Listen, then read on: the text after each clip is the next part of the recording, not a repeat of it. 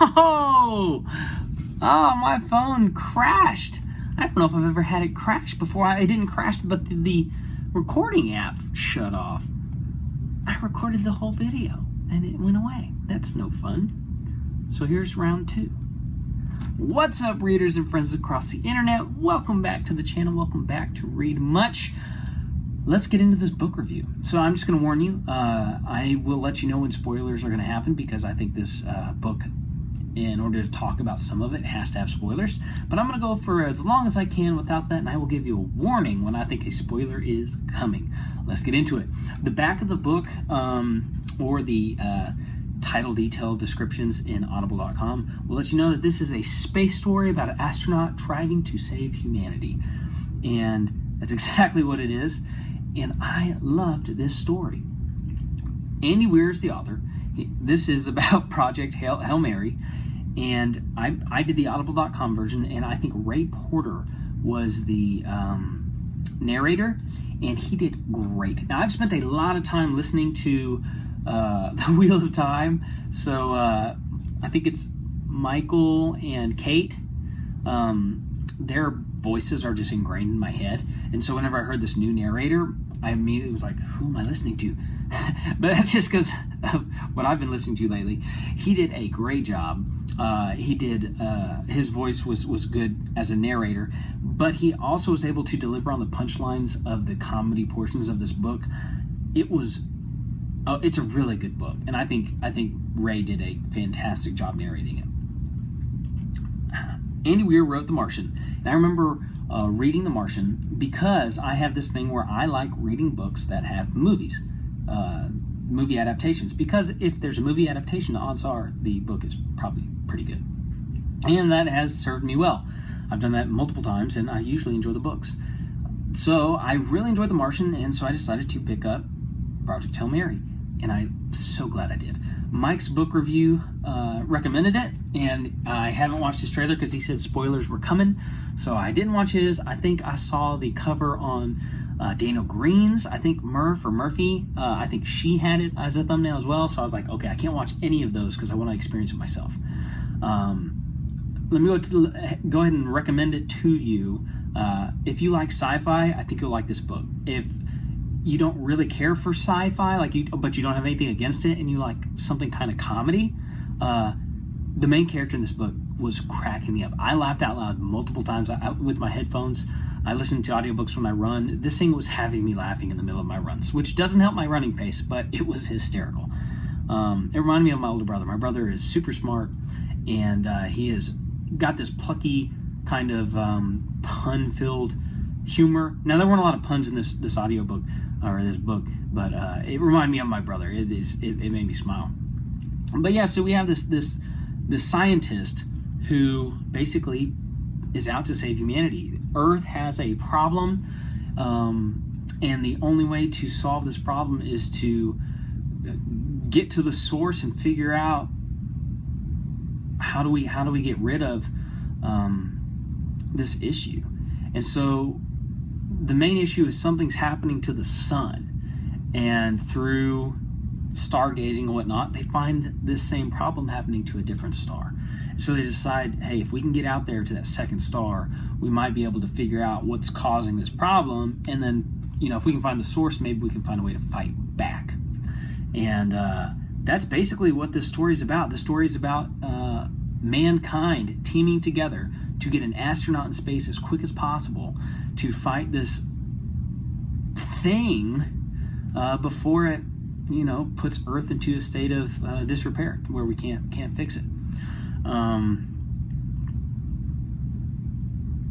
It's a very fun adventure story. It was neat to see some of just like The Martian, some of the logical steps that they would use to try to problem solve and fix the issues. It's very nerdy because it's a sci-fi book, so it's expected. I'm an engineer by trade, and so I enjoyed a lot of it. Now, I would say this, you might, if you're a scientist, be able to prove or disprove some of this stuff and be like, that can't work because of this.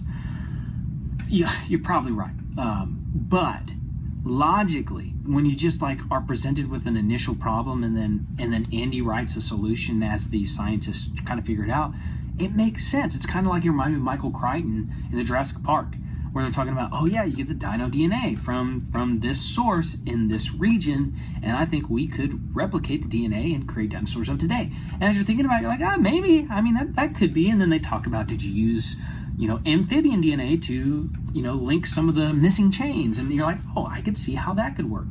That's kind of like this story. You're like, we're talking about unknowns. And so that it's an unknown. You don't know how it's going to do. But you could see why they're thinking that. And, oh, yeah, I could follow that. I can get on board with that. And it's fun. I'm not there to critique the book about its scientific-y things. I was there to enjoy it, and I liked it. I enjoyed it. Yeah, it touched my nerdy side. I enjoyed the sci-fi side of it, but I didn't expect to laugh as much as I did. It was very funny as well. I think I'm going to start talking about the spoilers now. So from this point forward, spoilers are now here. I'm going to ruin some of the book for you. So if you want to leave, now's the time to press pause. You have been warned. So we get out into space, and it's kind of cool how this book is written, because he wakes up and he doesn't really know what he's doing. He doesn't know where he's at. But he does have kind of like remind me of the Bourne series, Jason Bourne, Bourne Identity. He just has this stuff in this knowledge in his head that he can just recall, and then he's like, wow, that was really nerdy, that was really smart. I don't know why I know that, but I know it, but I don't know my name. He's got this amnesia. He wakes up from coma. He wakes up from a coma, and he has amnesia. He doesn't know everything, but he knows some things. And what's entertaining the way this book is written is all of a sudden a flashback will happen, and we get to learn about our main character as he learns about it. So as he picks it up, we're kind of understanding his identity, kind of understanding why he's where he is, why he was selected, what he experienced in his previous life. Not that he lived a second life, but prior to the spaceship. And it was really fun. It was a gripping tale of adventure and problem solving, and basically he's our last hope to survive. And if he doesn't figure this out, if he doesn't succeed, we're done. It was great. We were under a huge timeline pressed by this unknown substance that was on a trajectory to make Earth basically die in 50 years. The race is on. And so we get a team together, and from all over the world. It's like one of the few times that the world has come together to actually do something for each other. And the fear is, after this has happened and we send our space people out, will that unity last to where we just try to save as many humans? Or is it going to be like any other type of historical event where, okay, it looks like there's impending doom, we need food more than you do? That's when war happens. That's when bad stuff happens. And that's what I guess the clock we're racing against really is yes, we need to make sure that humanity doesn't die in 50 years, but also we need to make sure that we even get to the 50 years. And then there's hope that some humans will survive after the 50 years, but it's going to be rough. I did not expect, spoiler, to see another ship in space. That was awesome. I was trying to figure out if maybe they sent a second team up while our guy was going. They figured out something that was even better, and so they made another ship, sent the second ship out. Maybe it was someone from a different dimension. I did not expect it to be what it was. It reminded me of Dragon Ball Z in the sense of like, we're not alone. That's right, we got aliens. And I just thought it was kind of cool. I didn't know what to think whenever it happened, but why not? Sci-fi book, hello. And it was good. It was really good. I enjoyed it. It was nice that both our space guy and their space guy were friendlies, because I don't know if I would have been like that. If I saw another ship out there, I don't know if I would have tried to communicate with it or get rid of it before it got rid of me. And the whole story progresses that they figure out that they're both friendlies, and they're there for the same reason. They're from a different planet, but they're fighting the same issue. And they decide to team up, and the book continues. And they have the same problem, but they have to approach it differently because they have different atmospheres, they have different technology. And so I can do this, but you can't, so I'm going to do this for you. But you can't enter my ship because you're gonna not suffocate, but you can't handle my living conditions. I can't handle your living conditions. How are we gonna do this? You don't speak my language. So there were a whole bunch of just problems with the two species interacting, but they're ultimately trying to say the same problem as well. And so it was just, man, so good, so gripping. And every time something failed, it was just like heart-wrenching, because he's our last hope. He's the last guy. He's our last hope in saving the world. And then you realize he's the last one. These two guys are the last hope to save their world. And so it was just like, man, two full planets are relying on these two guys, and sometimes they're boneheads, and it was just really funny. I really liked the way the book ended. I won't say it ended happily ever after, but it was a neat ending. It was a cool ending. I was satisfied with it. It left it kind of open-ended to where other things could happen, and I was cool with that. I did like how Andy tied all the knots up in telling this story. Who would like it? Again, if you're a sci-fi guy or gal, this will scratch that itch. If you're looking for something funny, this is good. If you're looking for an adventure kind of story, but sci-fi related, this is an adventure story. If you're at all nerdy, engine nerd in some sort of faction like me, I was highly entertained. It's kind of like Michael Crichton in the sense of they go into that nerdy aspect, but they explain it in such a way that you can understand pretty much all of it.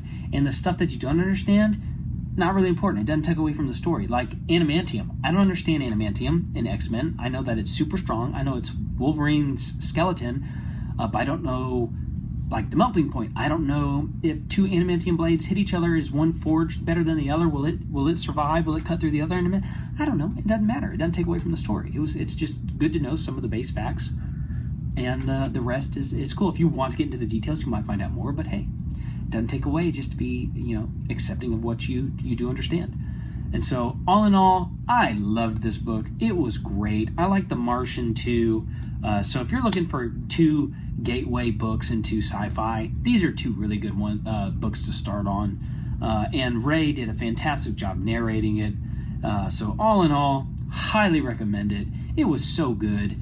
I'll probably listen to it again in the future sometime. But I really only have two questions for you. One, is there a book that you'd recommend I pick up? I'm highly interested in seeing some of the books that y'all are reading. If you've read Project Hail Mary, what were your thoughts? Leave it in the comments below. I want to know what you think about this book, because I'm kind of new to the sci-fi world, so you may have different opinions than me. And then, two, do you even read much? Bye.